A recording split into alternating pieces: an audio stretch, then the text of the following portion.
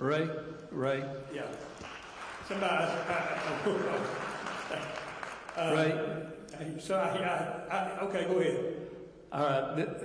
It's your old buddy Dave Jones from Lindale. So glad to have Hey, Lindale David, how boy are back. I'm doing well. Good to see you. Would y'all believe he was most handsome and I wasn't? I'm just saying. Yeah, well, hey, that was a long time ago. Anyway. Boy, it sure was.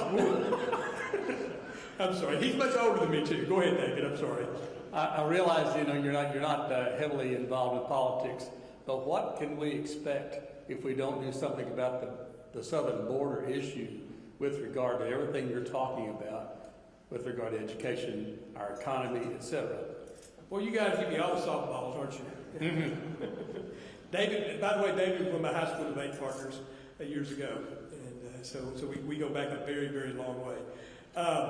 The good question about the southern border problem, and we're working with a bunch of stuff on that right now. It is a huge problem. It's a huge problem.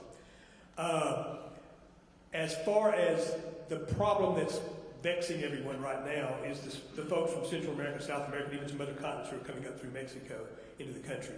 That's not a workforce issue.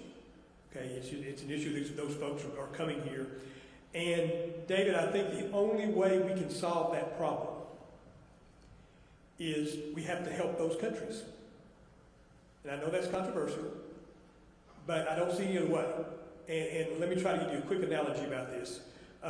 Suppose that, and I'm sure many of you fit this category, suppose you're a parent. Okay? A lot of parents in this room, I'm sure.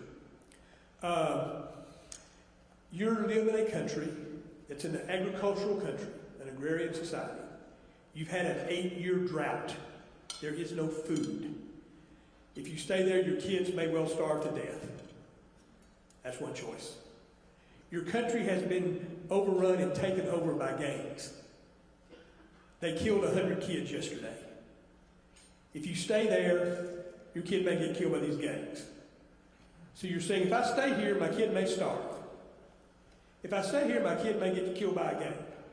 If I take a very difficult several 100-mile walking journey somewhere with my kid, they might get a better life. What do you think they're going to do? They're going to walk. And if you send them back, whether it's from a wall or a gun or paperwork, it doesn't matter, any of the stuff we talk about, they're going to wake up the next morning with the same choice.